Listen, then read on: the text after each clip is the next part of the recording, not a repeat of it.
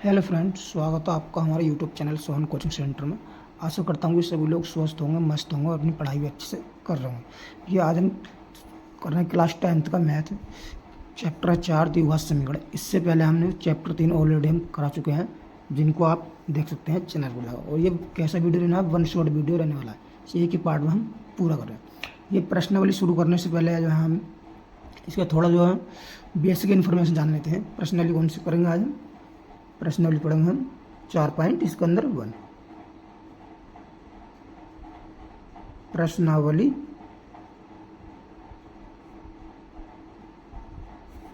4.1। ये देखिए, द्विघात समीकरण का मानक समीकरण क्या होता है? मानक समीकरण द्विघात का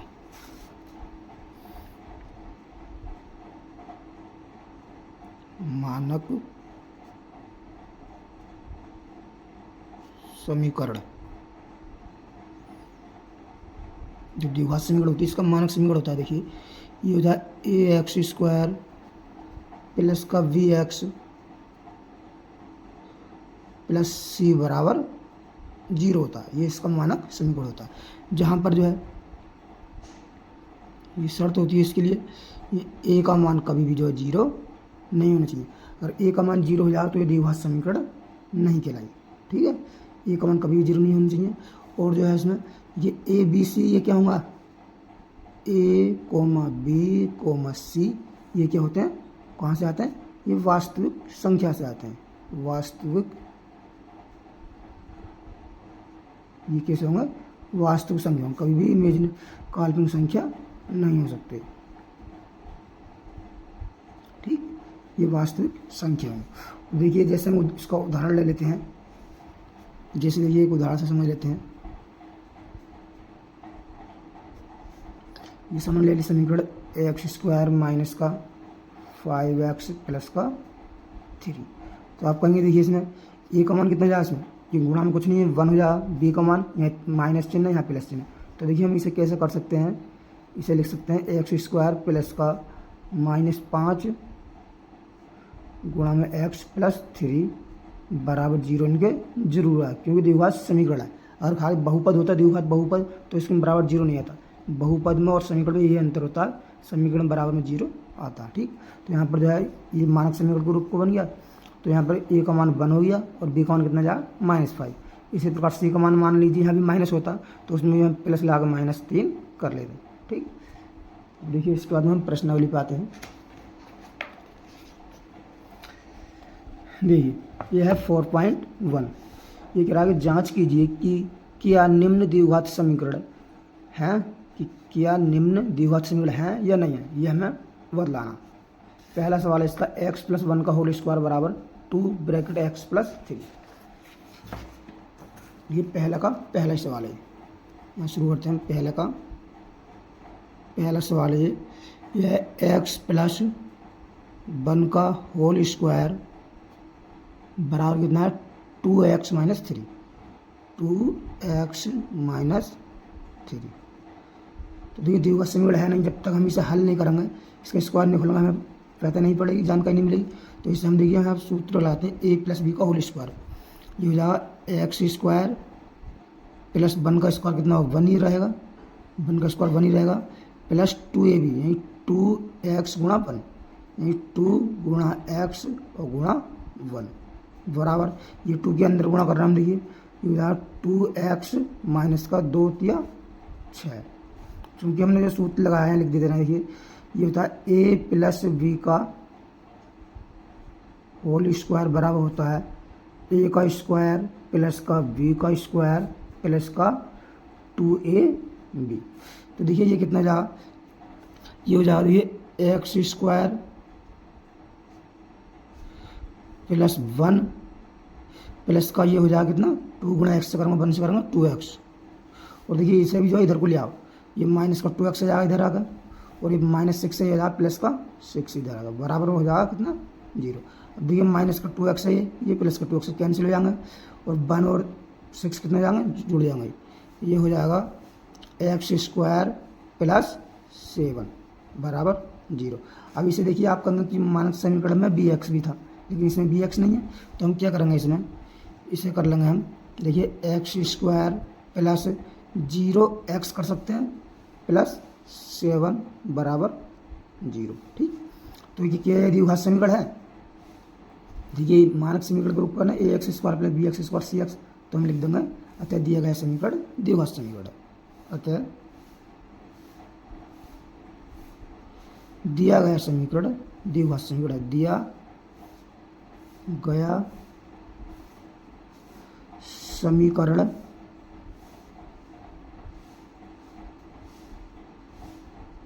कैसा है, द्विघात समीकरण है।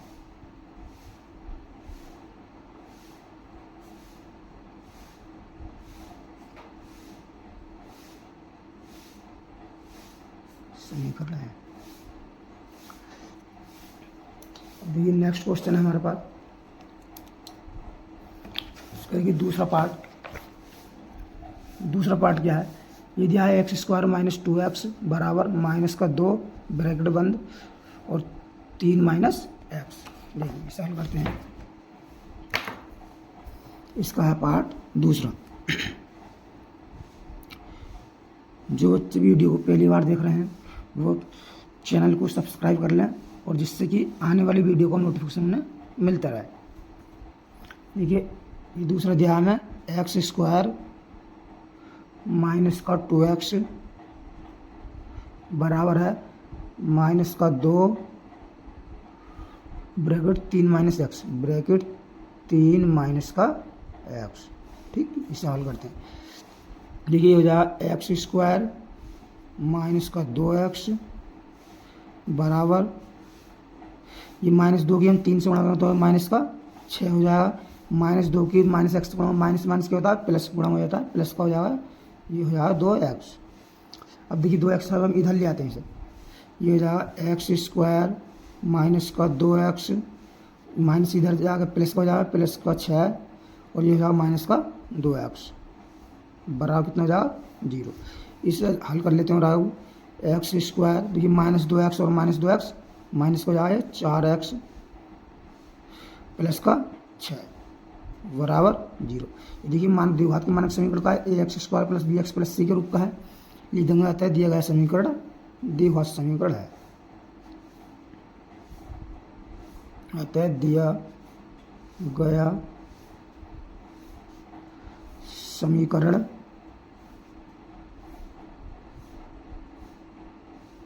कैसा है, द्विघात समीकरण है।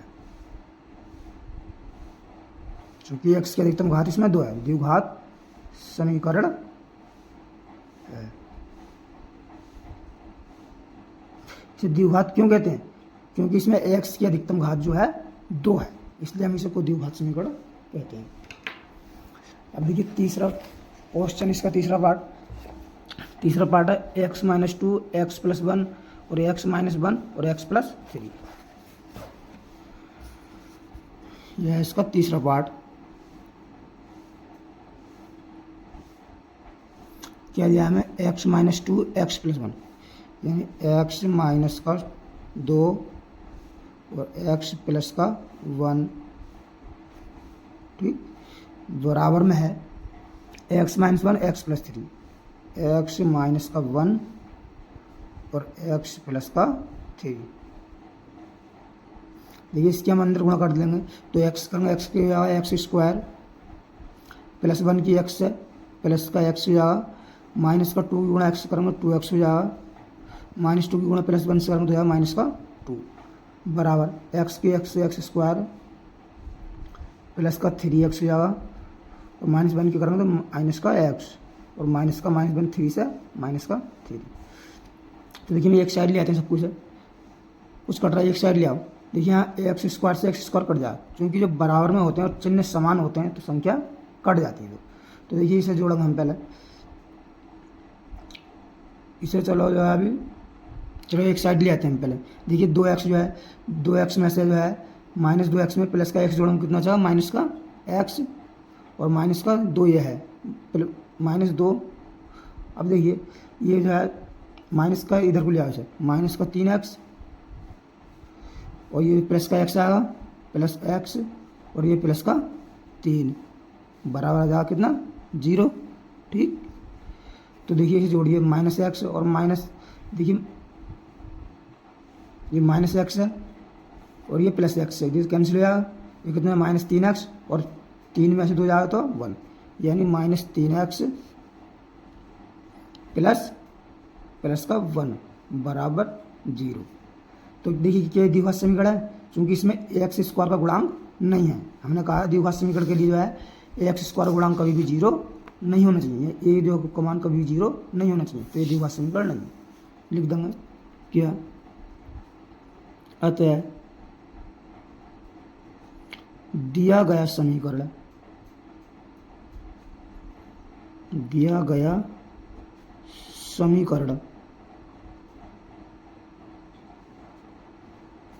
द्विघात समीकरण नहीं है, द्विघात समीकरण है नहीं है, नहीं है। ठीक, अब देखिए नेक्स्ट पार्ट है इसका हमारे पास, चौथा पार्ट है। ये दिया है x minus 3 2x plus 1 x plus 5। कौन सा पार्ट है, चौथा पार्ट। ठीक, चौथा पार्ट है x माइनस 2 और 2x प्लस 1, यानी x माइनस का 2 और 2x प्लस 1 बराबर है x प्लस 5, x प्लस का 5। देखिए इनके अंदर गुणा करते हैं हम तो हो जाएगा 2x स्क्वायर हो जाएगा,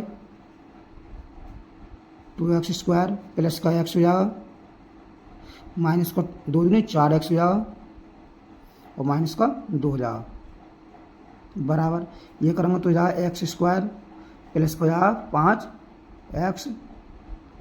देखिए इधर को हम इस सब इस साइड ले आते हैं सर, ये हो जाएगा 2x स्क्वायर प्लस का देखिए माइनस 4x में प्लस x जोड़ा तो है इसका माइनस का 3x माइनस का 2 माइनस का x स्क्वायर और माइनस का 5x बराबर कितना जाएगा 0।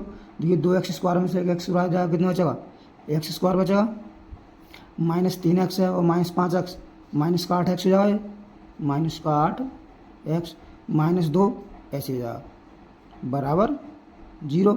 तो देखिए क्या द्विघात समीकरण, इसमें a का गुणांक है, ये X square plus B X, A X square plus B X plus C का फॉर्म का है, तो क्या है द्विघात समीकरण है। लिख देंगे अतः क्योंकि एक्स की अधिकतम घात इसमें कितनी है 2 है, ये हमें ये देखना होता है सिर्फ कि एक्स की अधिकतम घात 2 बकायदा कोई अवयव हो ये नहीं, तो द्विघात समीकरण माना जाएगा। अतः दिया गया समीकरण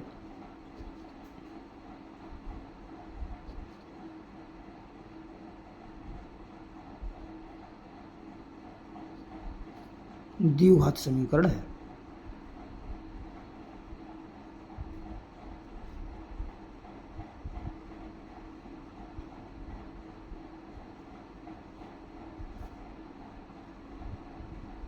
समीकरण है ठीक, 4 पढ़ लीजिए। नेक्स्ट पार्ट हम 5वां करना है इसका। ये दिया है 2x माइनस 1 x माइनस 3 बराबर x प्लस 5 x माइनस 1।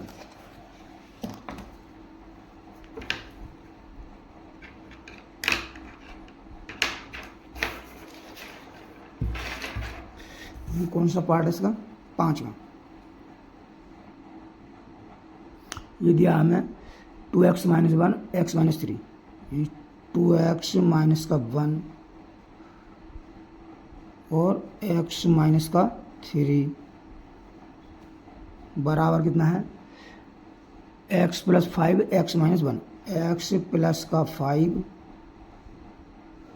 और x माइनस का 1। ठीक, अंदर गुणा करते हैं तो हो जाएगा हमारे पास 2x स्क्वायर माइनस का 6x माइनस का x माइनस माइनस प्लस का हो जाएगा 3 बराबर, ये हो जाएगा एक्स स्क्वायर माइनस का इसी करेंगे तो माइनस का x प्लस का 5x और माइनस की और माइनस 1 की प्लस 5 करेंगे तो जाएगा माइनस का 5।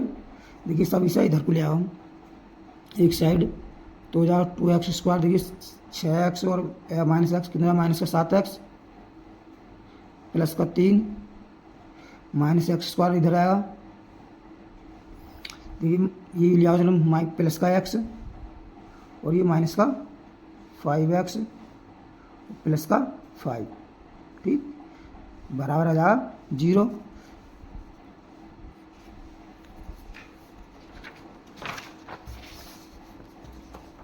देखिए आगे ये कितना हो जाएगा, 2x स्क्वायर में से एक एक्स स्क्वायर जा कितना बचेगा, हमारे पास बचेगा एक एक्स स्क्वायर, ये बचा है क्या एक्स स्क्वायर। तो ये -7x ये है और -5 ये है, 7 5 कितने में 12, -12x में प्लस एक्स जोड़ेंगे तो बचा माइनस का 11x।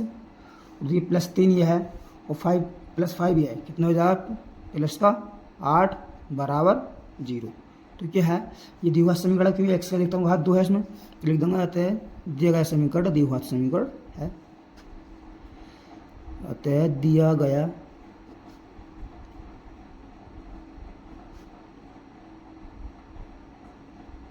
समीकरण द्विघात समीकरण है।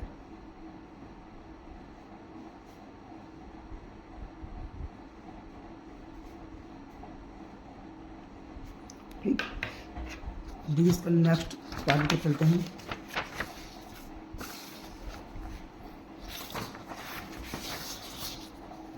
बस बोल रहे हैं देखिए क्वेश्चन नंबर पार्ट है इसका 6 हमारे पास। 6 के लिए आए ये X square plus 3x plus 1 बराबर x - 2 का होल स्क्वायर। कौन सा है पार्ट नंबर इसका 6। क्या है x square plus 3x plus 1, ये हमारे पास एक्स स्क्वायर प्लस का 3x प्लस का 1 बराबर है x - 2 का होल स्क्वायर, x - 2 का होल स्क्वायर। तो ये हम स्क्वायर हल करने से तो पहले लिखो यहाँ पर इसे ऐसे उतार लेते हैं, एक्स स्क्वायर प्लस का 3x प्लस का 1 बराबर हो जाएगा, देखिए ए स्क्वायर यानी एक्स का square X square plus B square कितना हटाएंगे, यानी कि 2 स्क्वायर कितना बनेगा 4 और माइनस इसमें तो है माइनस का 2ab, तो ये 2ab यानी 2 दूनी 4x हो जाएगा। ठीक, अब सबको इसे एक साइड ले आओ तो ये एक्स स्क्वायर तो एक्स स्क्वायर से कैंसिल हो जाए यहीं पे। ठीक, तो ये 3x इधर आके ले आओ, 3x प्लस 1 ये आ माइनस का 4, ये जा माइनस का प्लस का 4x इधर आगा बराबर हो जाएगा 0। ठीक, ये 4x और 3x कितना हो गया, ये हो जाए हमारे पास 7x प्लस 1 और 4 में से ये 1 में से 4 घटाएंगे कितना हो जाएगा माइनस का 3 बराबर 0। केस में जो है देखिए एक्स स्क्वायर गुणांक है, एक्स स्क्वायर गुणांक नहीं है तो क्या है लिख देंगे हम, अतः दिया गया समीकरण दिया हुआ समीकरण नहीं है। अतः दिया गया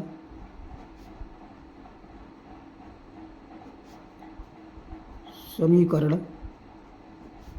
द्विघात समीकरण नहीं है।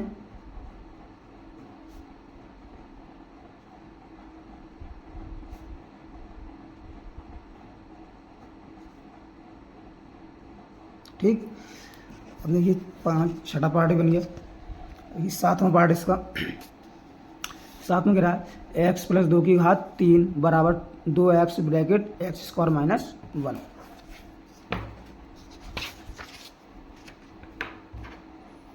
कौन सा है 7वां पार्ट है, यानी कि 7वां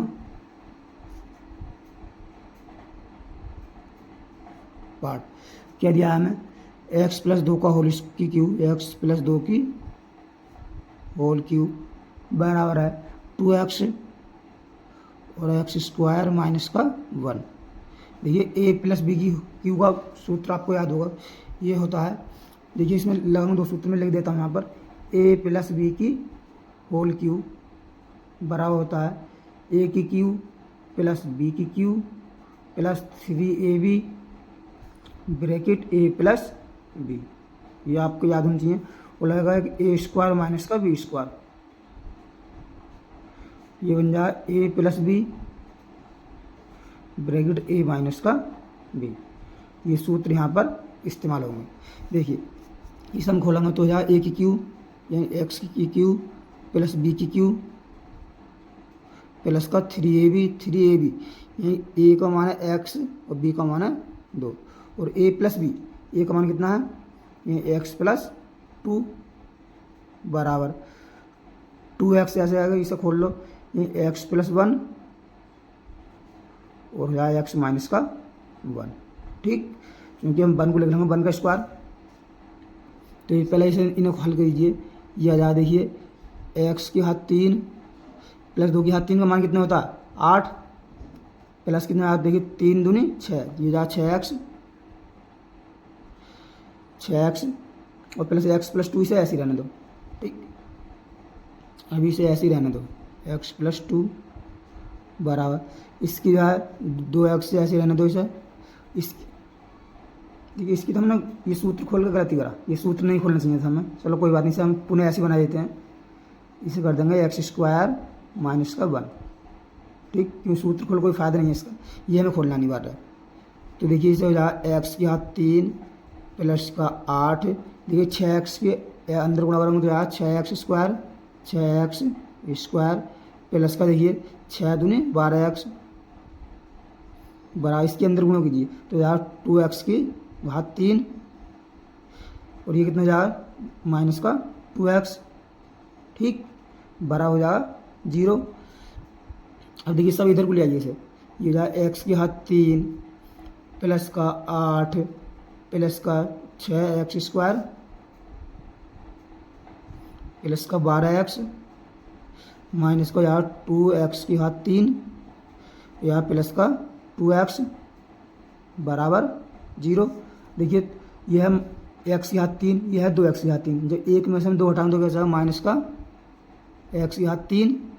ठीक, और देखिए 6x स्क्वायर यह है तो प्लस का 6x स्क्वायर ऐसे आ जाएगा 6x स्क्वायर। अब देखिए x वाले 2x ये है 12x ये कितना जाएगा 14x प्लस का 14x और प्लस का 8 बराबर 0। क्या बताइए जो मानक समीकरण रूप का A X square plus B X plus C के रूप का है? नहीं है, क्योंकि इसमें जो है एक्स की अधिकतम घात कितनी है 3 है। ये द्विघात समीकरण नहीं, ये त्रिघात समीकरण। तो हम क्या लिख देंगे कि दिया गया समीकरण द्विघात समीकरण नहीं है, क्योंकि त्रिघात समीकरण है। अतः दिया गया समीकरण द्विघात समीकरण नहीं है।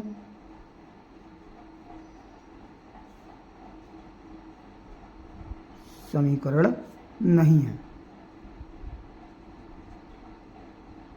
नहीं है। देखिए नेक्स्ट पार्ट है इसका, और पहले का लास्ट खंड है क्या है एक्स की क्यूब माइनस 4x की स्क्वायर माइनस एक्स प्लस 1 बराबर एक्स माइनस 2 की होल क्यूब। इसमें प्लस का फार्मूला खुला था, इसमें माइनस का खुला है। कौन सा सवाल है? यह है सवाल नंबर हमारे पास 8।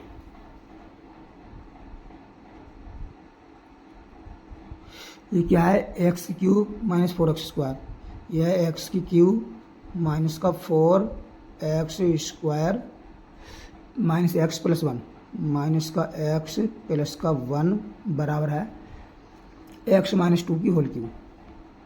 एक्स माइनस 2 की क्या है होल क्यूब।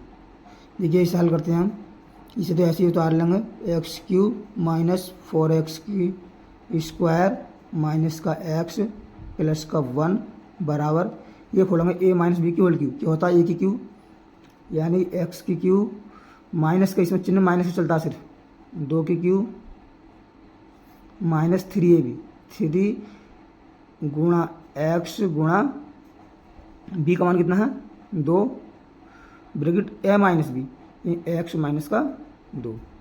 यहाँ देखो लिख भी देता हूँ मैं एक ए माइनस बी की होल क्यूब। ये क्या होता है? ये होता है ए की क्यूब माइनस का बी की क्यूब माइनस 3ab और ब्रैकेट ए माइनस का बी। ठीक, ये होता है। ये इसे हल करते हैं।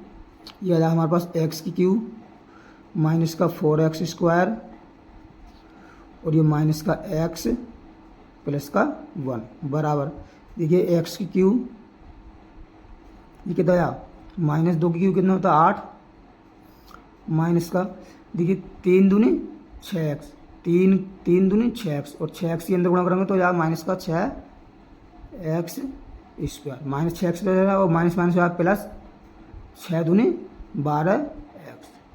ठीक, एक लाइन शॉर्ट कर दी इसमें। अब देखिए ये बराबर में है, सेम घात वाले कैंसिल हो जाएंगे। ठीक, तो क्या बचा हमारे पास, ये 6x इसे लिख लो माइनस का 4x स्क्वायर माइनस का x प्लस का 1। और देखिए माइनस 8 इधर आके और प्लस का 8 माइनस 6x स्क्वायर प्लस का x 6x स्क्वायर हो जाएगा 6x स्क्वायर और ये हो जाएगा माइनस का 12x बराबर 0।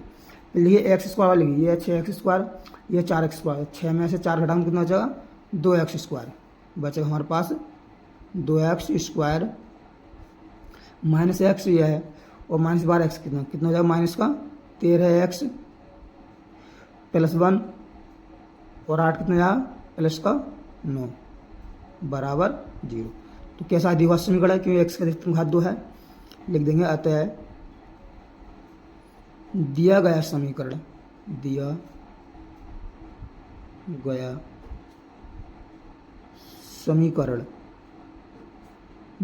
समीकरण है।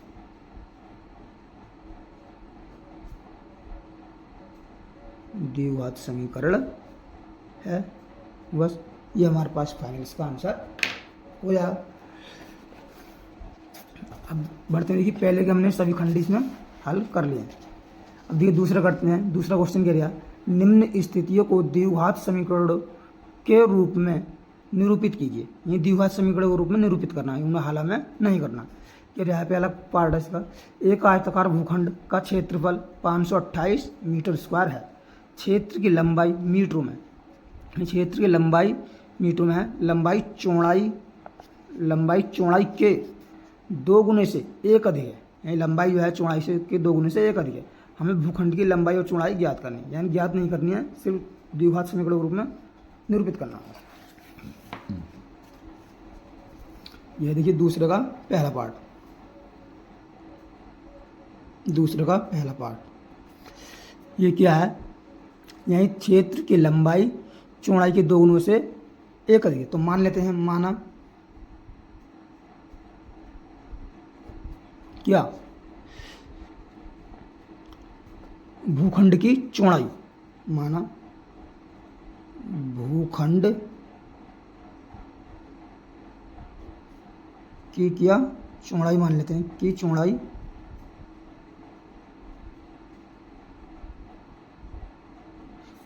कितनी है मीटर में, ये तो x मीटर तथा भूखंड की लंबाई कितनी है, भूखंड की लंबाई, भूखंड की लंबाई हो जाएगी, यह है इसके 2 गुने से 1 अधिक, 2 गुने से 1 अधिक है तो हो जाएगी 2x प्लस 1, कितनी जाइए मीटर हो जाएगी। ठीक, अगला एक आयताकार भूखंड का क्षेत्रफल प्रश्नानुसार लिखेंगे, प्रश्नानुसार यही जो प्रश्न कह रहा है, भूखंड का क्षेत्रफल कितना दिया हमें, भूखंड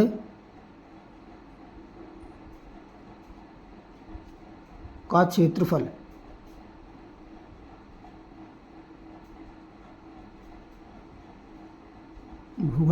दिया हमें 528 मीटर स्क्वायर, 528 मीटर स्क्वायर। तो ये भूखंड कैसा है, आयताकार है, तो देखिए आयताकार भूखंड का क्षेत्रफल कितना है, तो आयत का क्षेत्रफल कितना होता है, लंबाई गुणा चौड़ाई होता है, यहीं इसका क्षेत्रफल हो जाएगा, लंबाई कितनी 2x प्लस 1 गुणा x बराबर कितना हो जाएगा 528। ठीक, तो इसके अंदर गुणा कर लो, 2x करेंगे, x किससे करो तो यहाँ 2x स्क्वायर प्लस का x 1 से करेंगे तो यहाँ x बराबर 528। ठीक, ये 2x स्क्वायर प्लस x, इसे इधर को लिया माइनस को जाएगा 28 बराबर 0।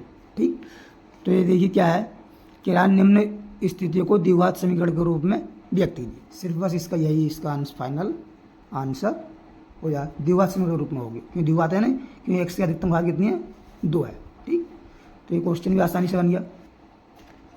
अब देखिए इसका दूसरा पार्ट है, ये कह रहा है कि दो क्रमागत धनात्मक पूर्णांकों का गुणनफल 306 है, हमें पूर्णांकों को ज्ञात करना। ज्ञात नहीं करना, ज्ञात जो है देख लिया, अगली प्रश्नावली में मैं करा दूंगा, क्योंकि इसमें जो है सवाल सिर्फ जो है स्थितियों को द्विघात समीकरण के रूप में निरूपित करवा, हल नहीं करवा, हल जो अगली प्रश्नावली में करा दूंगा। ठीक, तो देखिए अब इसका पार्ट है दूसरा पार्ट। देखिए दूसरा पार्ट ये कह रहा है दो क्रमागत धनात्मक पूर्णांक माना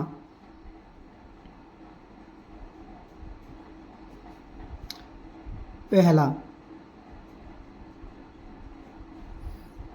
क्रमागत धनात्मक पूर्णांक, क्रमागत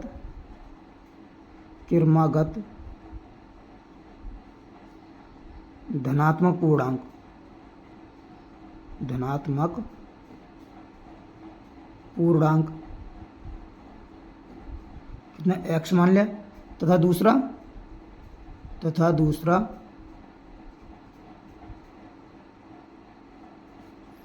क्रमागत धनात्मक पूर्णांक कितना हो जाएगा,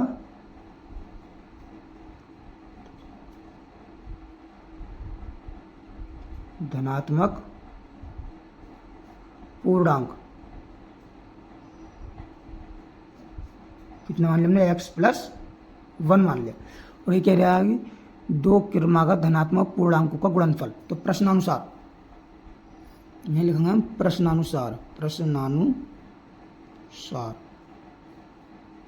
यानी गुणनफल जो है कितना है, गुणनफल 306 है, यानी x गुणा x+1 बराबर कितना है, 306। ठीक, तो इनके अंदर गुणा करो, ये कितना जाएगा, x² प्लस का x बराबर आ जाएगा 306। ठीक, तो देखिए इसे 306 को उधर को ले आओ तो हो जाएगा x² प्लस का x माइनस का 306 बराबर 0। ठीक, तो ये इसका जो द्विघात समीकरण रूप में व्यक्त हमने कर दिया, और यही हमारे पास इसका आंसर हो जाएगा। ठीक, कोई दिक्कत नहीं है। देखिए नेक्स्ट क्वेश्चन है हमारे पास,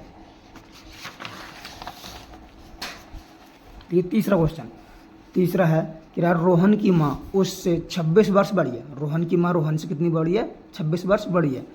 उनकी आयु वर्षों में का गुणनफल अब से 3 वर्ष पश्चात, यानी 3 वर्ष बाद जो है 360 हो जाएगी। हमें रोहन की वर्तमान आयु ज्ञात करनी है, यानी ज्ञात नहीं, हमें निरूपित करनी है। तो ये क्वेश्चन नंबर है 3rd। कौन सा है, 3rd पार्ट है इसका। यदि यार रोहन की माँ उससे 26 वर्ष बड़ी है, माना रोहन की आयु कितनी है, माना रोहन की आयु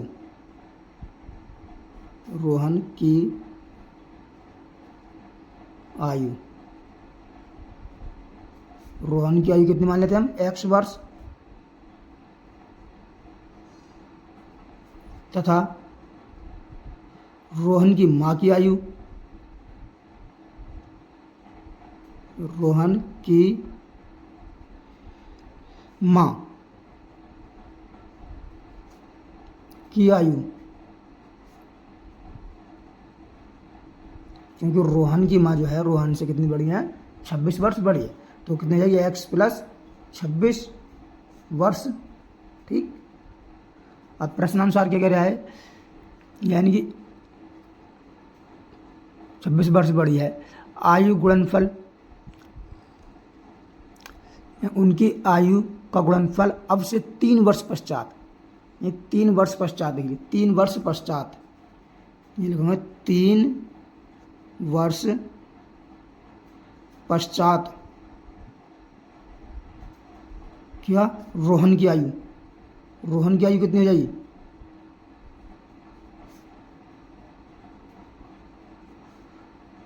बतलाइए 3 वर्ष पश्चात रोहन की आयु कितनी होगी? ये हो जाएगी x+3। रोहन की माँ की आयु, रोहन की माँ की आयु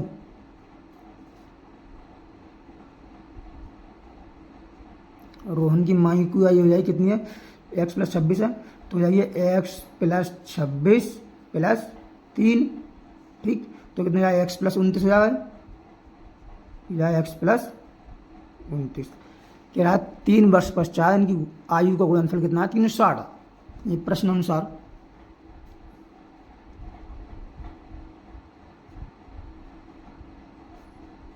गुणनफल कितना है? 360 है, यानी x+3 गुणा x+29, x+29 कितना है? ये 360 है। ठीक, इनके अंदर गुणा कर दो, ये आएगा x² 29 करेंगे x से, प्लस का 29x प्लस का 3x प्लस का 29 कितने होते हैं? 87। 29 30 90 87 होते हैं, 29 होते हैं 87 बराबर 360। अब देखिए इसे x² 29x और 3x कितना हो गया? 32x प्लस का 87, 360 को इधर लिया माइनस में आ जाएगा, माइनस का 360 बराबर 0। ये जाएगा x² प्लस का 32x, अभी 360 में से यानी 10 नहीं होगा, 10 में 7 का कितना बचा माइनस ही बचा, यानी 10 में 7 गया 3, ये बचा 5, 15 में 7 गया 35 में 8 गया, कितना बचा? 35 में से 8 गया, बचा 27। ठीक, 273 बचा बराबर 0। यही जो है इसका फाइनल आंसर हो जाएगा, क्योंकि हमें द्विघात समीकरण रूप में व्यक्त करा गया। अब देखिए लास्ट क्वेश्चन इसका, वेरी वेरी इंपॉर्टेंट, बहुत ज़्यादा मोस्ट इंपॉर्टेंट क्वेश्चन है ये। कह रहा है एक रेलगाड़ी 480 किलोमीटर की दूरी समान चाल से तय करती है, यदि इसकी चाल 8 किलोमीटर प्रति घंटा कम होती तो उसी दूरी को तय करने में 3 घंटे अधिक लगते। यानी चाल 8 किलोमीटर प्रति घंटा कम होती तो उस दूरी को तय करने में 3 घंटे अधिक लगते। तो हमें रेलगाड़ी चाल ज्ञात करेंगे। ठीक, देखते हैं सवाल नंबर ए, कौन सा? चौथा।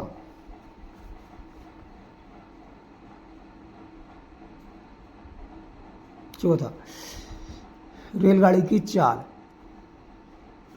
रेलगाड़ी की समान चाल मान लेते हैं, माना क्या? रेलगाड़ी की समान चाल माना रेलगाड़ी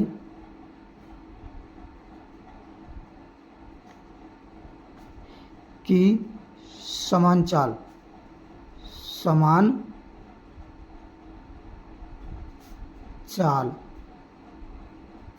कितनी मान लेते हैं?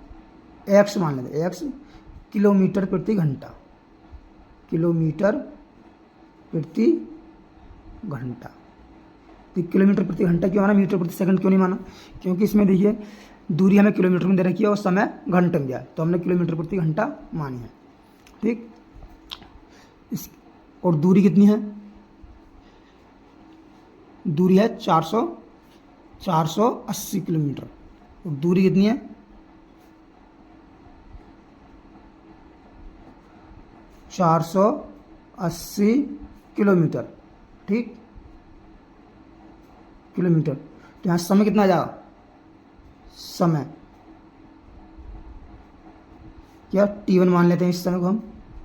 समय बराबर क्या होता है? दूरी बटा चाल होता है, दूरी बटा चाल। t1 हमारे पास कितना आ जाएगा? ये आ जाएगा, दूरी कितनी है? 480 बटा चाल है हमारे पास x, ठीक। सिंपली से हम 1 मान सकते हैं, ठीक। और क्या है इसने, इसकी चाल 8 किलोमीटर प्रति घंटा कम होती यदि, ये लिखेंगे, यदि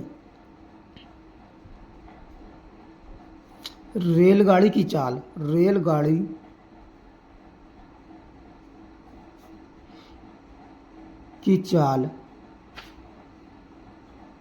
8 किलोमीटर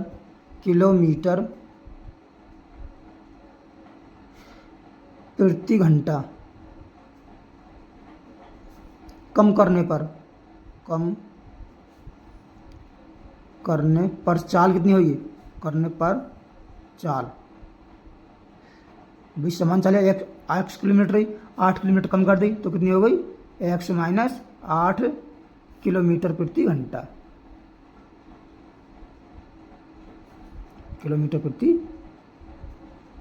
ठीक। और दूरी तो वही है, दूरी कितनी है, दूरी तो वही है, दूरी कितनी है 480 है, दूरी तो 480 किलोमीटर ही है। तब देखिए समय कितना लगा इसमें, समय t2 मान लिया हमने, t2 बराबर कितना हो जाएगा, दूरी बटा चाल, दूरी कितनी है 480 बटा कितना है समय, दूरी बटा 4 यानी x बटा 8, x माइनस 8, ठीक, इतना आ गया। अब देखिए क्या कह रहा है, ध्यान से पढ़िए, यदि इसकी चाल 8 किलोमीटर प्रति घंटा कम होती तो वह उसी दूरी को तय करने में 3 घंटे अधिक लेती। अब आप बतलाइए, अब आपकी चाल माना, चाल आप एक चाल चल रहे और आपकी चाल आप कम कर दो तो किसी निश्चित दूरी को तय करने में समय अधिक लगेगा, जाहिर सी बात अधिक समय लगेगा, क्योंकि चाल हमारी तेज़ होगी तो हम कम समय में पहुंचेंगे, और चाल कम कर दी हमने तो हमें टाइम अधिक लगेगा। तो क्या कहना है देखिए, प्रश्नानुसार